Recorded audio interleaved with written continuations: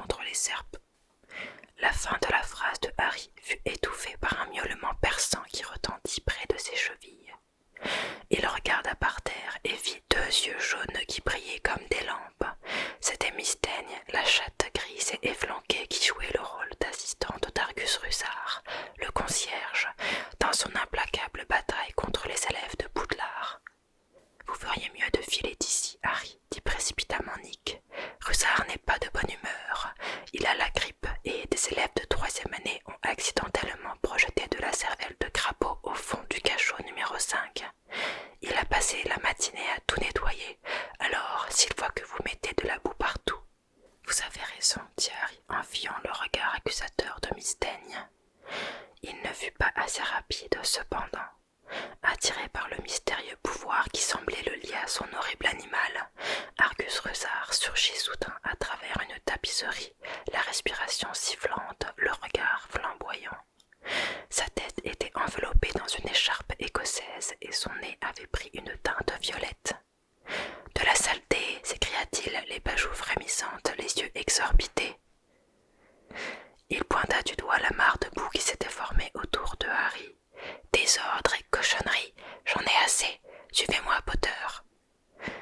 La mine sombre, Harry adressa à Nick quasi sans tête un signe de la main et suivit Rusard au rez-de-chaussée, ajoutant de nouvelles traces de pas boueuses à celles qui existaient déjà. Harry n'avait encore jamais eu l'occasion d'entrer dans le bureau de Rusard. C'était un endroit que les élèves évitaient soigneusement. La pièce, misérable et dépourvue de fenêtres, était éclairée par une simple lampe à pétrole suspendue au plafond bas. Une vague odeur de poisson frit flottait dans l'air. Des placards en bois s'alignaient le long des murs, remplis de dossiers dans lesquels Rusard conservait le détail des punitions qu'il avait infligées aux élèves de Poudlard tout au long de sa carrière. Fred et George Weasley avaient droit à un casier entier pour eux tout seuls. Une collection de chaînes et de menottes soigneusement astiquées était accrochée au mur, derrière le bureau de Rusard. Il était de notoriété publique qu'il avait toujours demandé à Dumbledore l'autorisation de suspendre les élèves au plafond par les chevilles. Rusard prit une plume sur son bureau et fouilla autour de lui en quête d'un morceau de parchemin. « De la bouse, marmonna-t-il d'un air furieux, de la morve de dragon brûlante, des cervelles de grenouilles, des intestins de rats. J'en ai assez, il faut faire un exemple. Où est le formulaire? Ah, voilà. » Il dénicha dans un tiroir de son bureau un grand rouleau de parchemin et l'étala devant lui, trempant sa longue plume noire dans l'encrier. « Non, Harry Potter, crime. N'exagérons rien, ce n'était qu'un peu de boue, coupa Harry. Pour vous, ce n'est qu'un peu de boue, mon garçon, mais pour moi... C'est une heure de plus passée à récurer vos saletés, s'exclama Rusard.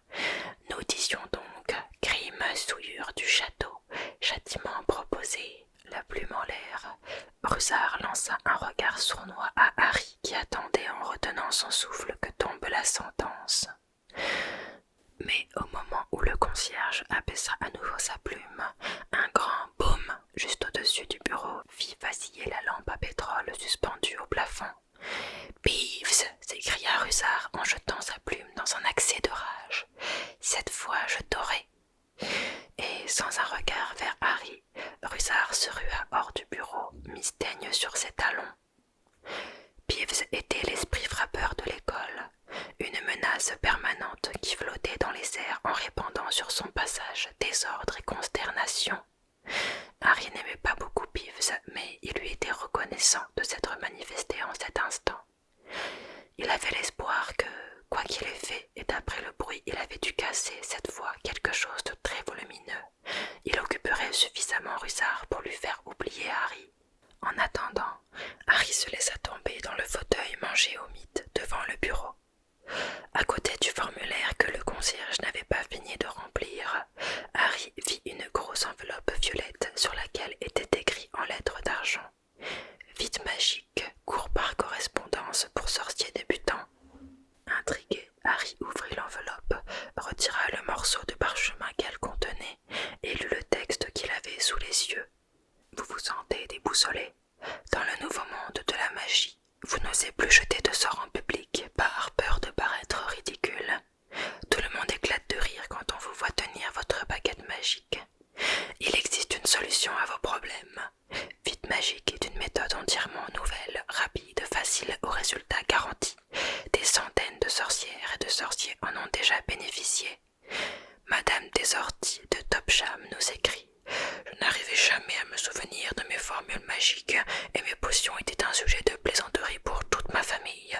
Maintenant, après avoir suivi la méthode vide magique, je suis la vedette de toutes les soirées et mes amis me supplient de révéler la recette de ma poudre à briller. » Le sorcier T.J. Prod de Didsbury nous dit « Mon épouse se moquait de la faiblesse de mes charmes, mais après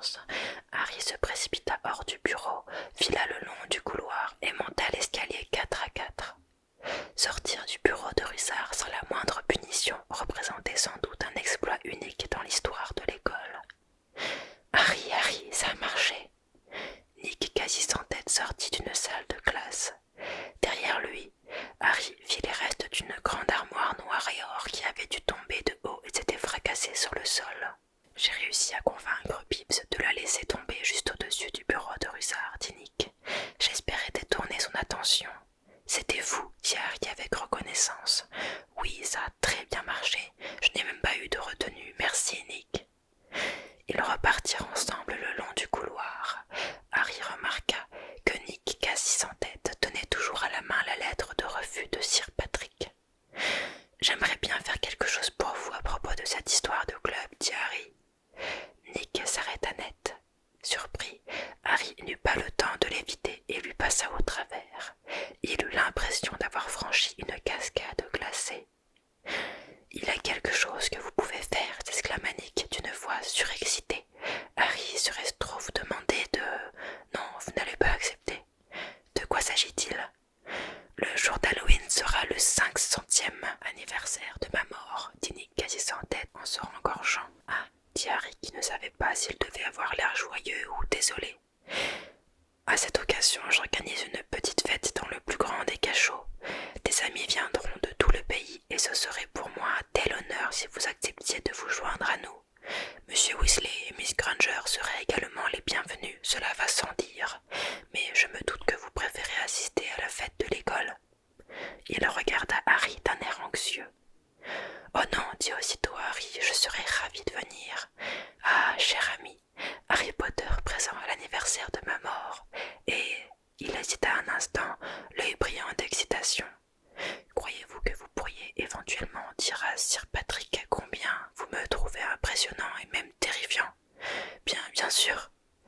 Nick, quasi sans tête, eut alors un sourire radieux. « Un anniversaire de mort, dit Hermione avec enthousiasme lorsque Harry fut redescendu dans la salle commune après s'être changé. Il ne doit pas y avoir beaucoup de vivants qui peuvent se vanter d'avoir assisté à ce genre de fête. Ça va être passionnant. Fêter l'anniversaire de sa mort, quelle idée, bougonna Ron, qui était en train de faire ses devoirs. Je ne vois pas ce que ça a de réjouissant. La pluie continuait de marteler les fenêtres d'un noir d'encre. La salle commune, en revanche, était claire et chaleureuse. Le feu qui ronflait dans la cheminée répandait sa lumière dansante sur les élèves assis dans des fauteuils défoncés et occupés à lire, à bavarder ou à faire leurs devoirs. Fred et George, eux, avaient voulu savoir ce qui se passerait si on donnait à manger des pétards du docteur Filibuste à une salamandre. Fred avait sauvé le lézard orange vif habitué des flammes à la fin d'un cours de soins aux créatures magiques, et l'animal était en train de se consumer doucement sur une table entouré d'un groupe de spectateurs curieux. Harry était sur le point de raconter à Ron et Hermione ce qui s'était passé dans le bureau de Russard, notamment sa découverte du prospectus de Vite Magique, lorsque la salamandre s'éleva soudain dans les airs et se mit à tournoyer autour de la pièce en crachant des étincelles dans un bruit d'explosion assourdissant. Devant le spectacle de la salamandre entourée d'une pluie d'étoiles qui jaillissait de sa gueule et de Percy qui se déchaînait contre Fred et George en hurlant à s'en casser la voix, Harry oublia complètement le concierge et sa méthode Vite Magique. Lorsque arriva le jour d'Halloween, Harry regretta d'avoir promis un peu hâtivement d'assister à la fête de Nick quasi sans tête. Les élèves de l'école se préparaient avec enthousiasme au grand festin qui allait les réunir. La grande salle était décorée avec des chauves-souris vivantes. Les énormes citrouilles de Hagrid avaient été évitées pour en faire des lanternes où on aurait pu s'asseoir à trois et, d'après les rumeurs, Dumbledore avait fait venir une troupe de squelettes dansant pour assurer le spectacle. Une promesse est une promesse, dit Hermione à Harry d'un ton autoritaire, et tu as dit que tu irais à cette fête. Ainsi, à 7 heures du soir, Harry, Ron et Hermione passèrent sans y entrer devant la grande salle bondée, résistant à l'attraction des assiettes d'or et des chandelles qui scintillaient de toutes parts, et prirent la direction des cachots. Les 3 passages qui menaient à l'endroit où se passait la fête de Nick quasi sans tête étaient éclairés par des chandelles fines et noires, dont la lueur bleuâtre leur donnait à eux aussi l'aspect de fantômes. Il faisait de plus en plus froid à mesure qu'ils s'avançaient. Bientôt, ils entendirent un son épouvantable comme des centaines d'ongles crissant sur un énorme tableau noir. « C'est de la musique, ça » murmura Ron. Derrière un angle du couloir, ils virent soudain Nick quasi sans tête qui se tenait dans l'embrasure l'embrasure d'une porte tendue de draperie noire. « Mes chers amis, dit le fantôme d'un ton lugubre, soyez les bienvenus, je suis si content que vous soyez là. » Il ôta son chapeau à plumes et les invita à entrer en s'inclinant devant eux. Un spectacle stupéfiant s'offrit alors à leurs yeux. Des centaines de silhouettes translucides d'une couleur gris-perle glissaient autour d'une piste de danse bondée où d'autres formes spectrales valsaient au son terrifiant d'une trentaine de scies musicales jouées par des musiciens rassemblés sur une estrade tendue de noir. Au plafond, un lustre formé d'un bon millier de chandelles noires diffusait une lumière d'un bleu éclatant. Harry, Ron et Hermione virent de la buée sortir de leur bouche. C'était comme s'ils avaient pénétré dans une chambre froide. « Allons jeter un coup d'œil, suggéra Harry qui voulait se réchauffer les pieds. « Fais attention de ne traverser personne, dit Ron d'une voix inquiète.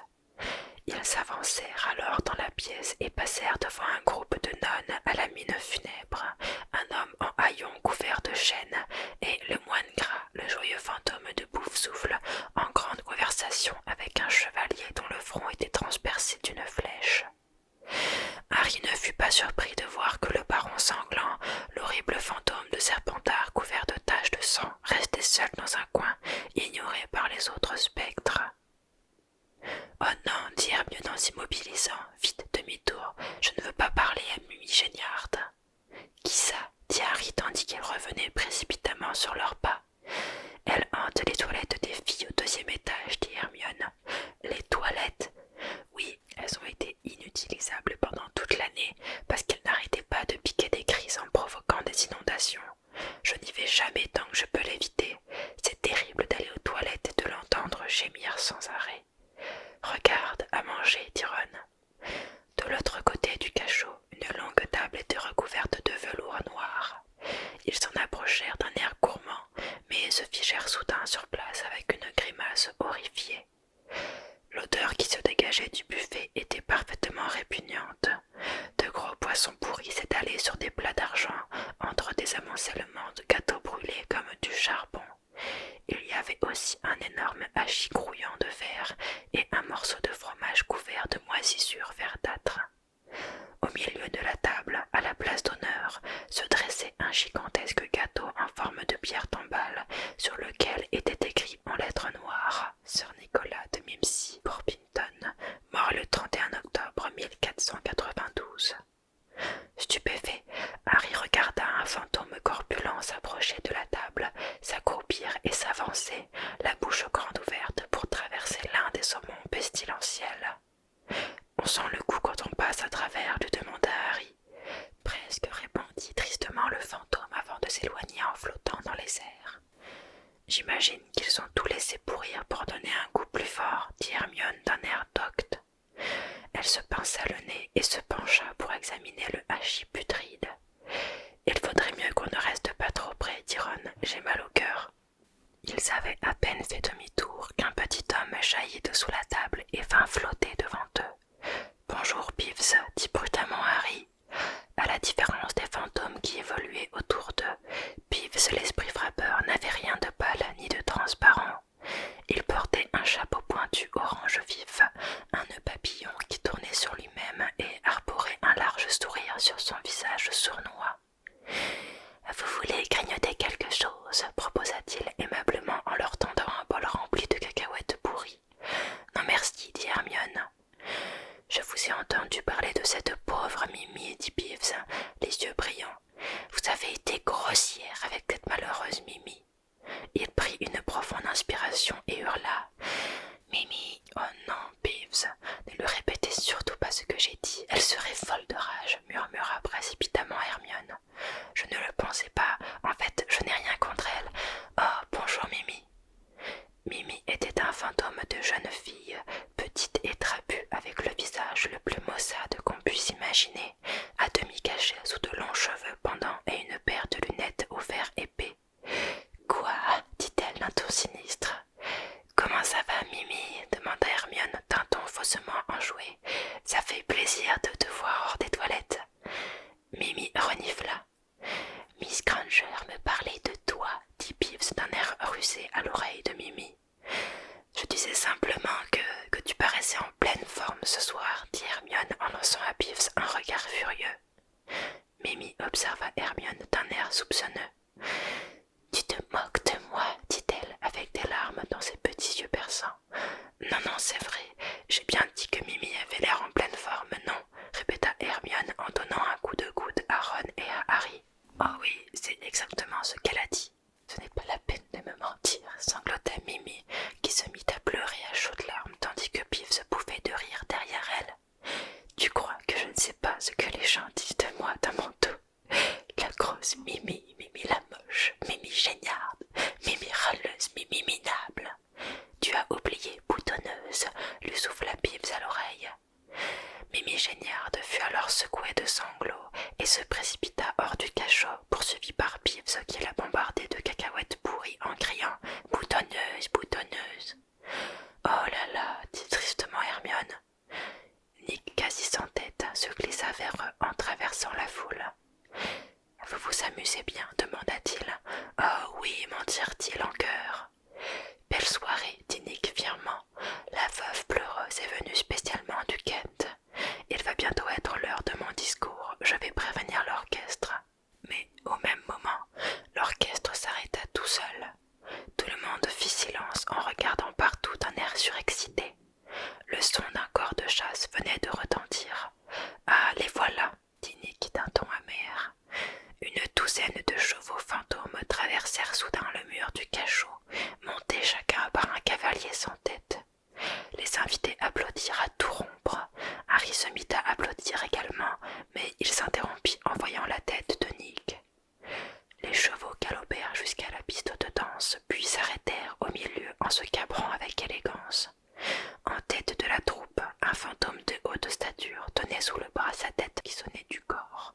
Il descendit de cheval, leva sa tête à bout de bras pour jeter un coup d'œil à la foule qui éclata de rire, et s'avança vers Nick quasi sans tête, en enfonçant sa tête sur ses épaules. « Nick, rugit-il, comment vas-tu? Ta tête tient toujours. » Il éclata d'un rire sonore et lui donna une grande tape sur l'épaule. « Sois le bienvenu, Patrick, » dit Nick d'un ton raide. « Ma parole, mais il y a des vivants ici, » s'exclama Sir Patrick en voyant Harry, Ron et Hermione.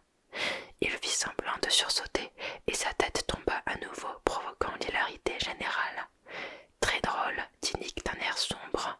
« Ne t'inquiète pas, Nick, » dit la tête de Sir Patrick qui avait roulé sur le sol.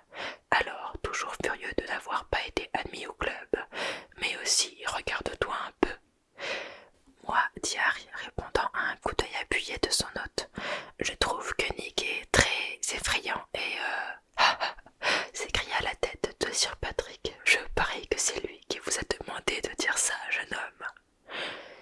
Si vous voulez bien m'accorder quelques instants d'attention, c'est l'heure de mon discours, dit Nick d'une voix forte en s'avançant vers l'estrade sur laquelle il grimpa dans une lumière d'un bleu glacé. Mais regrettez, Lord, mesdames et messieurs, j'ai le très grand chagrin de... Mais personne n'en entendit davantage. Sir Patrick et ses compagnons venaient de se lancer dans une partie de hockey en utilisant leur tête en guise de balle. Nick essaya d'attirer à nouveau l'attention de ses invités, mais la tête de Sir Patrick lui passa devant le nez sous les acclamations de la foule, et il renonça. Harry avait très froid à présent, et également très faim. « Je ne peux plus supporter ça, » marmonna Ron en claquant des dents, tandis que l'orchestre recommençait à jouer et que les fantômes reprenaient la direction de la piste de danse. « Allons-nous-en, » approuva Harry. Ils reculèrent vers la porte, adressant des signes de tête et des sourires radieux à tous ceux qui le regardaient, et quelques instants plus tard, ils reprirent le passage éclairé par les chandelles noires. « Peut-être qu'il restera un corps du gâteau, » dit Ron avec espoir en hâtant le pas vers l'escalier qui remontait au rez-de-chaussée. Ce fut à ce moment-là que Harry l'entendit à nouveau. « Déchire, écorche, tue !» C'était la même voix, froide et mortelle, qu'il avait entendue dans le bureau de Lockhart. Il s'immobilisa et tendit l'oreille, en scrutant la pénombre du couloir. « Harry, qu'est-ce que... C'est encore cette voix, taisez-vous. »« Si affamé depuis si longtemps. » « Écoutez, dit Harry, tuez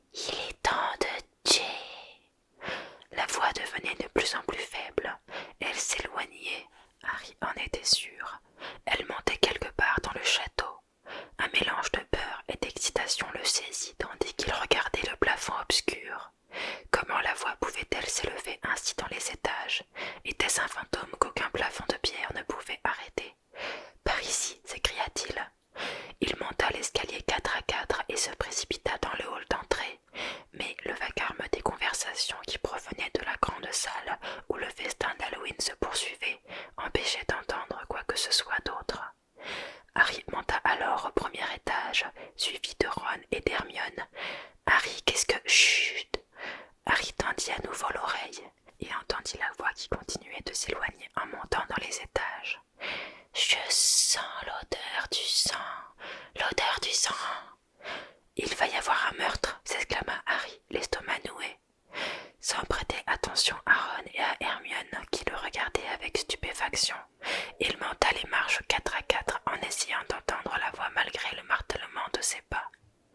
Il parcourut précipitamment tout l'étage, Ron et Hermione s'essoufflant derrière lui, et ne s'arrêta enfin que lorsqu'ils eurent tourné l'angle d'un dernier couloir désert. « Harry, qu'est-ce que ça veut dire ?» demanda Ron en essuyant son visage en sueur. « Je n'ai rien entendu. » Mais Hermione poussa soudain un cri, l'index pointait devant elle. « Regardez !» s'écria-t-elle. Quelque chose brillait sur le mur en face d'eux. Ils s'approchèrent lentement, scrutant la pénombre. Tracée en grosses lettres entre deux fenêtres, une inscription scintillait dans la lueur des torches qui éclairaient le passage. « La chambre des secrets a été ouverte. Ennemi de l'héritier, prenez garde. » « Qu'est-ce que c'est que ça, là, en dessous ?» dit Ron d'une voix tremblante. Lorsqu'ils s'approchèrent un peu plus, Harry faillit tomber en glissant dans une flaque d'eau, mais Ron et Hermione le rattrapèrent de justesse. Ils se penchèrent alors sur une forme noire qui se dessinait sous le message, et tous trois firent aussitôt un bond en arrière, les pieds en plein dans la flaque. Miss Daigne, la chatte du concierge, était pendue par la queue à une torche. Elle était raide comme une blanche, les yeux grands ouverts. Pendant quelques instants, ils restèrent figés de terreur. « Filons d'ici, » dit enfin Ron. « On devrait peut-être essayer de... » suggéra maladroitement Harry. « Fais-moi confiance, il ne faut surtout pas qu'on nous trouve ici, » répliqua Ron. Mais il était trop tard.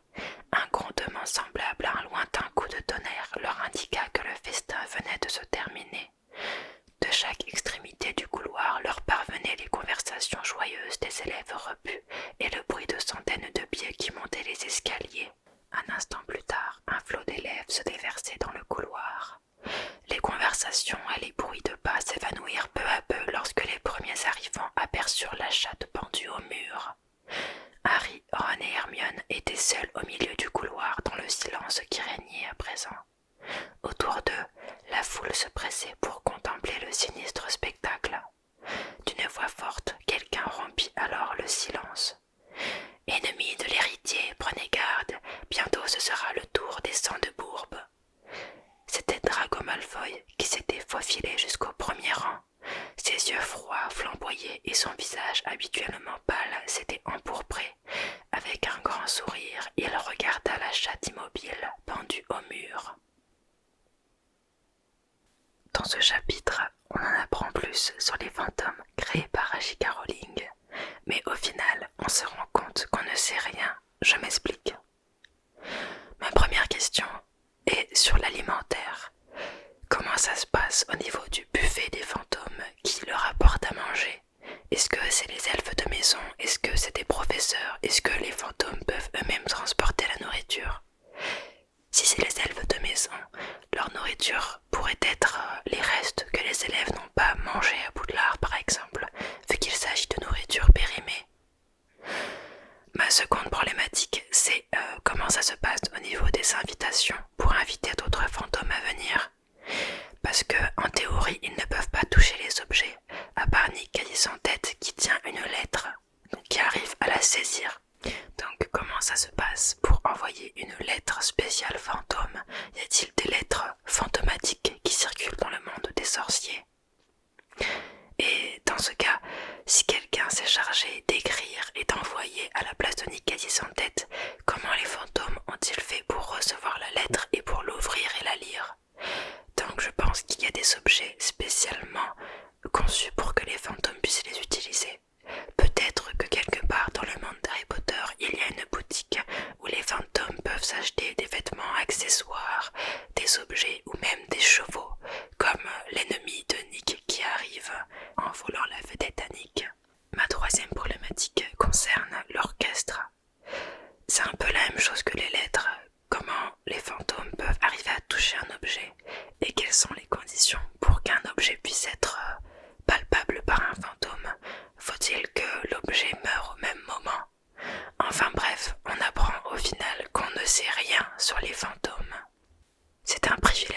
sorcier d'avoir été invité